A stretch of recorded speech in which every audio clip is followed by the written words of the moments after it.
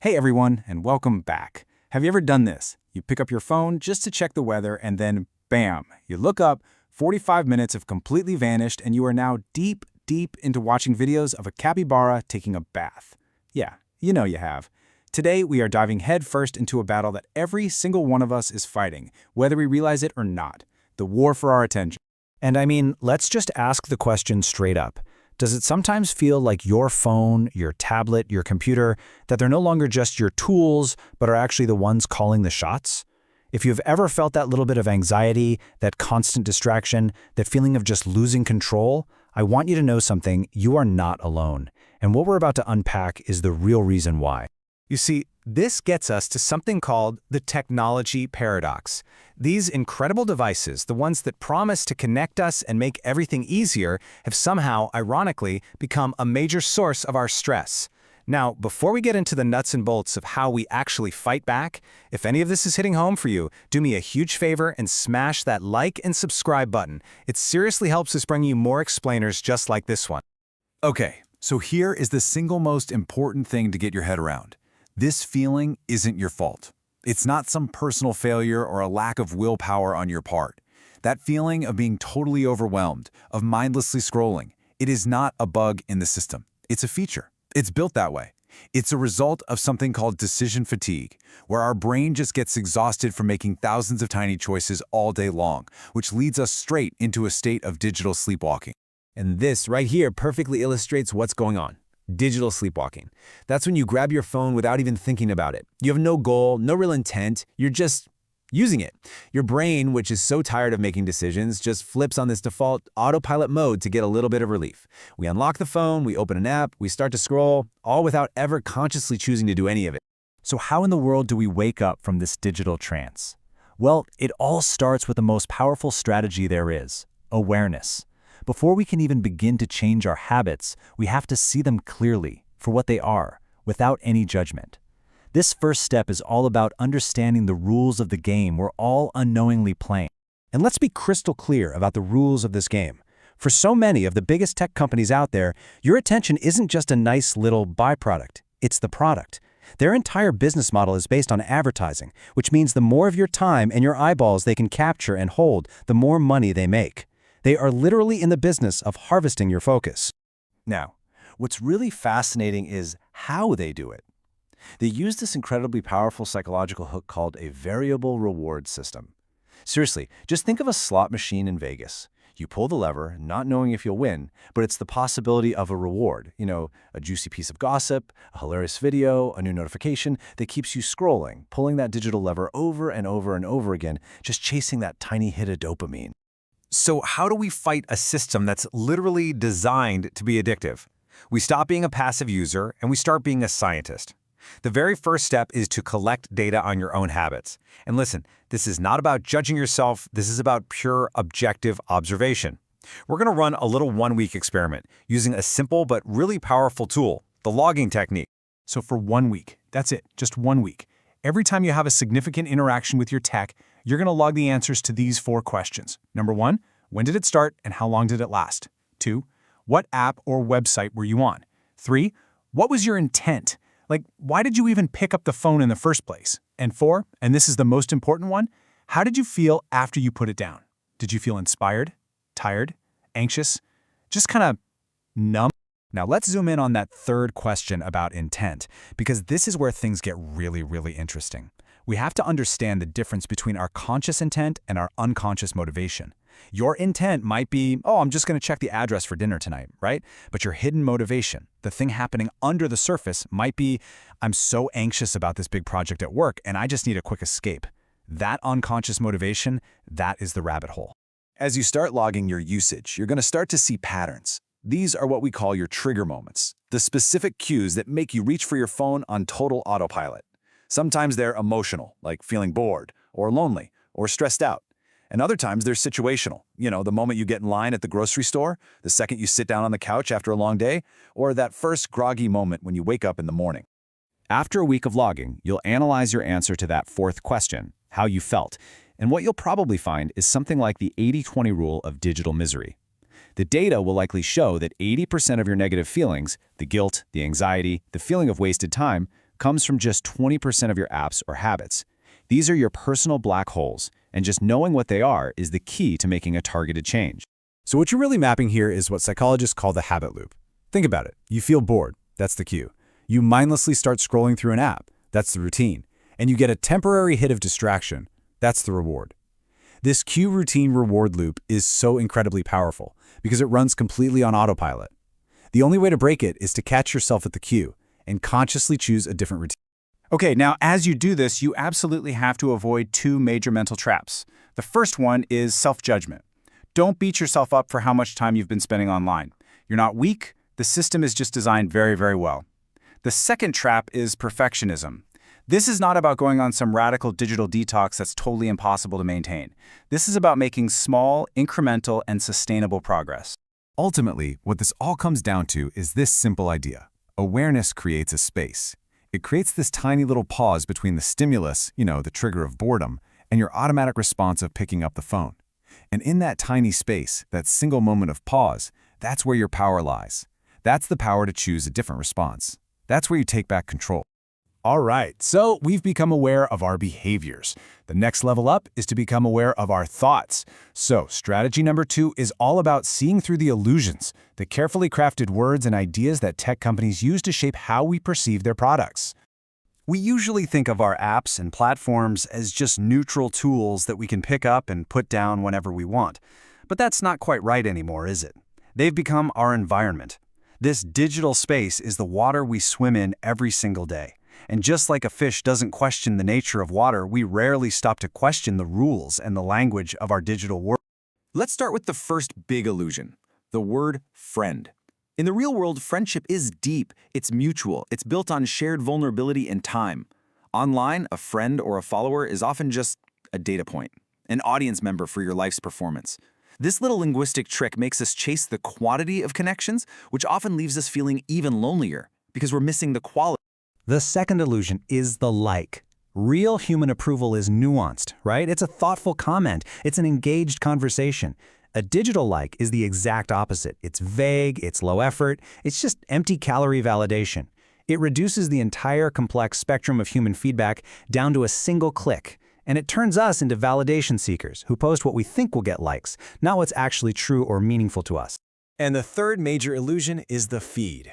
I mean, the word itself implies nourishment, like we're being fed something valuable. But think about what else gets fed: livestock. The term actually perfectly describes a passive experience where we're just given an endless stream of low-quality, algorithmically chosen content designed to keep us consuming, not to actually nourish our minds. So how do we fight back against these illusions? Well, the first tactic is called truth-telling. You consciously change the language you use inside your own head. So instead of thinking, I'm going to check my feed, you tell yourself the literal truth: I am going to view an endless, algorithmically sorted list of photos and ads from people I barely know. Stripping away the metaphor reveals the often unappealing reality of what you're about to do. The second technique is to re-metaphor your reality. You actively replace the platform's words with more accurate ones. A like isn't a like, it's a vague attention marker. Those 500 friends aren't friends, they are your public audience. Just changing the words deflates their emotional power over you. It's amazing. Okay, let's pull back the curtain on the algorithm itself, because understanding this is a total game changer. We think its job is to act as a filter, showing us what's most relevant or what we'll enjoy the most. But that's not its primary function. Its real job is to be an amplifier. It amplifies whatever content gets the most engagement. And you know what gets the most engagement? Research shows that emotional, controversial, and polarizing content wins by a landslide. And this amplification creates what's called the illusion of consensus. The algorithm surrounds you with this amplified content, creating a filter bubble that makes you think this tiny, manipulated slice of reality is reality. It makes you believe that everyone thinks a certain way. But your feed is not the world. It's a funhouse mirror, and it's designed for one purpose and one purpose only: to keep you scrolling. Don't go anywhere. The rest of the powerful insights are coming right up. So let's just dive right in with the big question, right? Is your willpower all by itself actually enough to fight your phone? I mean, we love to think we're in charge, that it's all just about having more self-discipline. But what if that's not even close to the full picture? What if the fight we're in isn't even a fair one to begin with? Okay, let's really break this down, because this right here is the fundamental problem. Over on one side, you've got your willpower. And look, it's a good thing, but it's a limited resource. It gets tired, it changes depending on your mood, how much sleep you got, if you're hungry, you get the idea. But on the other side, you have what's called hostile design. We're talking systems with multi-million-dollar budgets, armies of engineers, and super smart AI, all working 24/7 with one single mission. Grab your attention and don't let go. This is not a fair fight. Expecting your willpower alone to win this is honestly like trying to stop a tidal wave with a bucket. It's just not gonna work.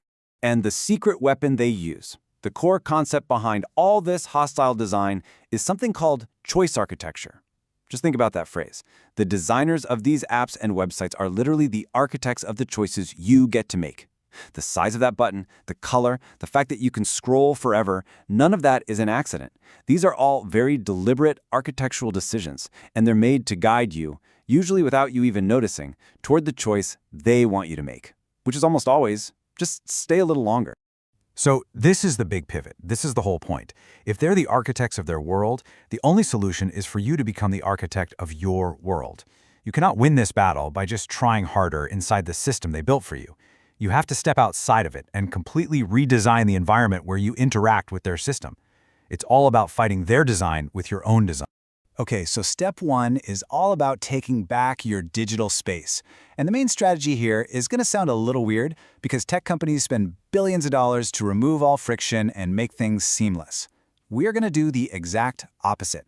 We are going to deliberately add intentional friction to make the things we want to avoid just a little bit harder to get to. And here is a super simple but incredibly powerful way to do that: the home screen purge. First, you take every single one of those addictive apps, social media, news, whatever your poison is, and you get them off your main screen. Your thumb shouldn't have any of those easy muscle memory targets. Next, you bury them. Put them all in a junk folder on the very last page of your apps. And finally, from now on, the only way you open them is by pulling down that search bar and consciously typing the name. That tiny little pause, that moment of friction, is often all your brain needs to go, wait, do I really want to do this right now? It breaks that unconscious zombie-like loop. All right, next up, notifications. Let's be clear, notifications are the main trigger. They're the little bell that tells your brain it's time for a dopamine hit. The notification zero approach is radical, but it's essential. You turn them all off. I mean, everything.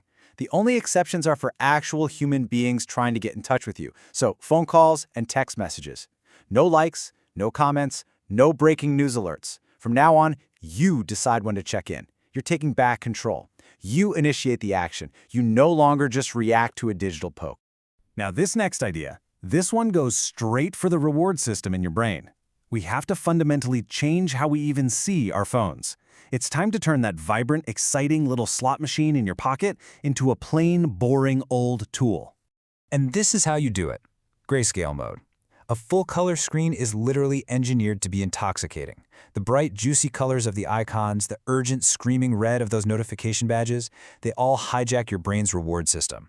But when you switch your phone to grayscale, poof, all that excitement just gets sucked right out. It dramatically lowers the visual reward. The screen just becomes less interesting. It's not a toy anymore, it's just a tool. And you don't really play with tools, do you? But look, redesigning your digital space is only half the equation. Your physical environment is just as powerful. You have to start creating sanctuaries, actual physical places where the digital world simply isn't invited. This means setting up strict no-phone zones. The dinner table, so you can actually connect with the people you're sharing a meal with. The bedroom. Oh man, this one is absolutely critical for your sleep during any real face-to-face conversation, so you can give that person the gift of your full attention. Yeah, even the bathroom. These zones get rid of the environmental triggers that make you mindlessly pick up your phone. It's pretty simple. If the phone isn't there, you can't grab it. And that brings us to another powerful physical strategy: retooling. Think about it. Our smartphones are these Swiss Army knives of distraction. You pick it up just to check the time, and 20 minutes later, you're deep down some rabbit hole you never intended to go down. The solution is to start replacing these all-in-one attention thieves with old-school, single-purpose tools. Here are two perfect game-changing examples. The problem: using your phone as an alarm clock. This might be the single worst digital habit we have because it puts the world's biggest distraction machine right on your nightstand. It becomes the last thing you see at night and the very first thing you touch in the morning. The solution? A $10 alarm clock. Simple. Same thing with reading. A tablet is just a gateway to emails, notifications, and the web. A dedicated e-reader is built for one thing and one thing only, reading. When you choose single-purpose tools, you stop that accidental slide from a good intention into mindless scroll. But redesigning our external world is only going to get us so far. Now we have to look inward, because this technology is creating a much deeper problem than just stealing our time. It's creating a crisis of authenticity. We're spending so much time performing a version of our lives that we're forgetting how to actually live them. And this right here really gets to the core of that internal conflict. On one side, you've got your authentic self. It's complicated, it's messy, it has struggles and doubts. But it's strong because its sense of worth comes from the inside. And then you have the performative self. This is the character you build for the online stage. It's polished, it's optimized, it's filtered, and it is incredibly fragile because its entire sense of self depends on what other people think, the next like, the next comment, the next share. And this is the truly devastating paradox of it all. We create this perfect-looking performer online to feel more connected, to feel more validated, but the result is the exact opposite. The bigger the gap between who you really are and the character you're playing online, the more isolated, the more lonely, and the more insecure you feel. That performance just hollows you out from the inside. So, how in the world do we fight this? Well, here are 3 key steps to reclaim your authentic self. First, make a conscious shift from being a spectator of your own life to being an experiencer. When something amazing is happening, your first thought should be to live it, to feel it, not to pull out your phone and document it. Second, practice vulnerable authenticity. Real human connection doesn't come from showing off how perfect you are. It comes from having the courage to share your honest imperfections. And third, and this is a fun one, find audienceless creativity. Do something creative, write, paint, play an instrument, anything, just for the pure joy of doing it, with zero intention of ever posting it for an audience. Okay, finally, let's pull all of these ideas together into a system that actually sticks. Because the ultimate goal isn't to live by a long list of stressful, restrictive rules. It's to build a life that's supported by positive, value-driven rituals. This slide shows such a crucial mental shift. A rule is negative. It's based on what you can't do. I should not check Instagram. And when you break it, you feel guilty. But a ritual is positive. It's based on what you will do. I will set my phone aside so I can read my book. See the difference? It's not about what you're losing. It's about what you're choosing to make space for. Rituals are so much more empowering and sustainable because they're connected to what you actually value. And here's a brilliantly simple framework for creating these rituals for yourself. Where, when, and how. Where is about creating those physical boundaries we talked about, like having a dedicated home base for your phone that isn't your pocket. When is about protecting your time, like having a non-negotiable power down hour before you go to bed.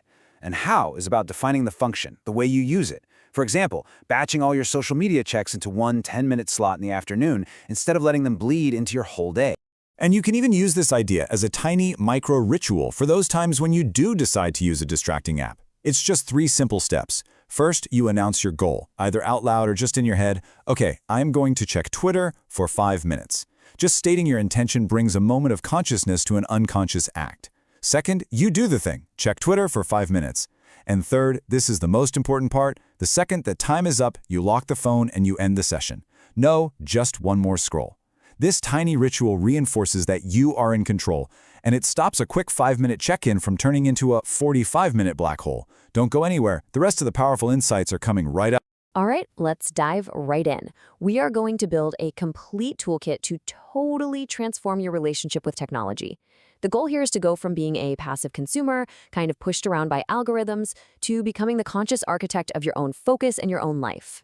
And we have to start with this single most important question you can ask yourself. Really think about it. Is your phone a tool like a hammer you pick up when you need to build something? Or is it more like a master that summons you with every single buzz and ding? Be brutally honest with yourself here, because that awareness, that's the very first step toward freedom. So, before we could even dream of changing our habits, we have to see them clearly. But how do you do that? Well, this first part is a total no judgment zone. This isn't about feeling guilty. It's about gathering data. You're going to become a scientist, and the subject of your study is you. For just 1 week, this simple log is going to be your absolute superpower. Every time you find yourself picking up your phone for no good reason, just jot these 4 things down. Suddenly, those invisible automatic habits become visible data points. You might just discover that your 5 minutes on Instagram is actually a 45-minute black hole that's really triggered by feeling a little bit bored after lunch. This is how you find your personal time sinks and the real emotional triggers that pull you in. Okay, so once you have that data, it is so tempting to look at it and just blame yourself, right? To think, ugh, I have zero willpower. But what if I told you that it's not entirely your fault? What if the game is rigged? You're not just fighting your own habits, you're up against an entire system designed very intentionally to manipulate you. One of the most powerful ways to fight back is simply with language. See, these platforms use very soft, appealing words to keep us hooked. Feed sounds nourishing, like food. Likes sound like genuine social approval. But when you rephrase it with the cold, hard reality, like scrolling a list of photos and ads from strangers, you strip away all its emotional power. You start to see the machine for what it is. And that brings us to the real opponent here. Your fight is not against technology. It's against a very specific philosophy, extractive technology. The entire business model is to mine your attention and sell it. These apps are literally designed like digital slot machines. Every time you pull down to refresh, you're pulling a lever, hoping for an unpredictable little jackpot of likes and comments to give your brain a dopamine hit. It's engineered to keep you hooked. So this is where we get tactical. If we're up against an incredibly powerful and intentional design, just trying harder isn't going to cut it. You can't win with willpower alone. You have to fight design with your own design. It's time to build your digital fortress. And the first step is to create a little friction.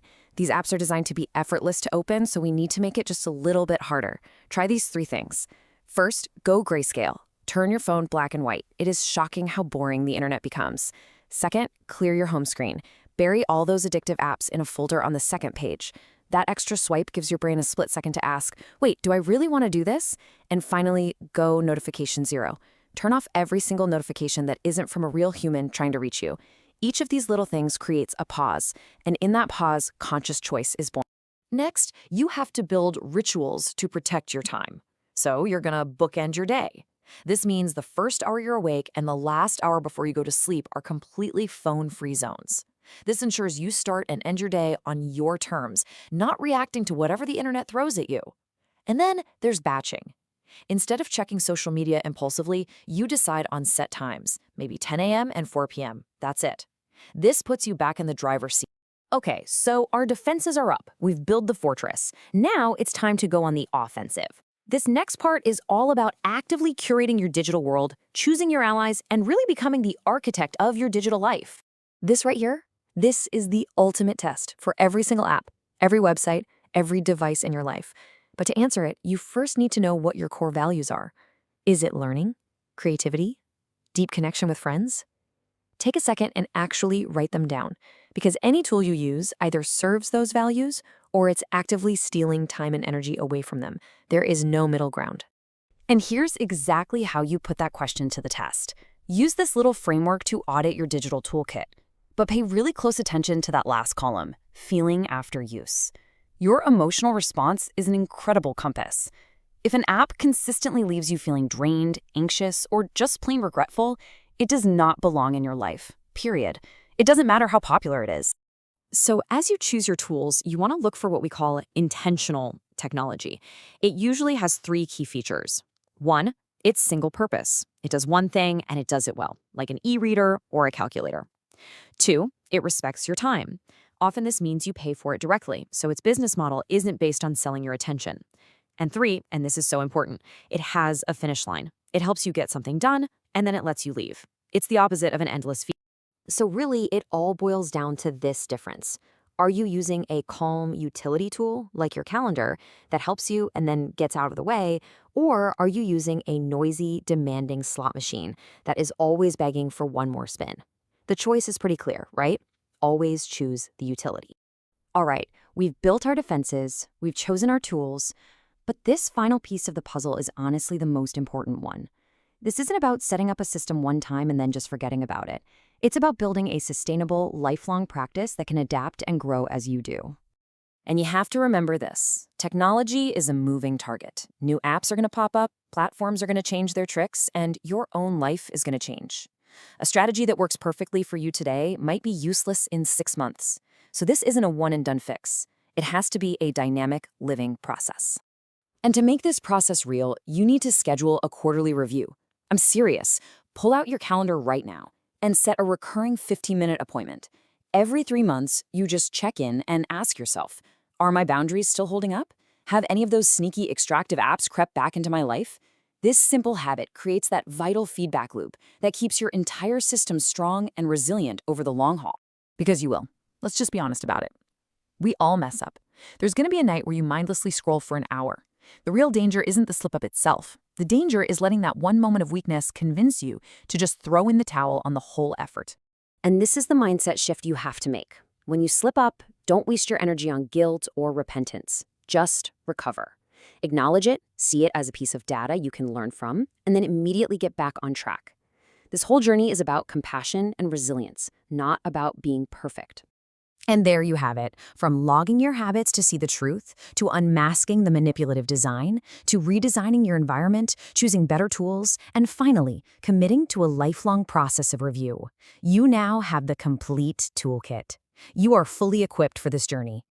Seriously, thank you for diving so deep into this with me. You have just mastered a powerful framework for taking back control of your own mind. So let's make this real. Out of everything we talked about, what is the one strategy that you are most excited to try first? Is it going grayscale? Clearing your home screen? That morning bookend? Drop your answer in the comments below. Let's inspire each other and get a real community of intentional tech users going, starting right now. Keep building that intentional life. Stay curious, and I will see you in the next one.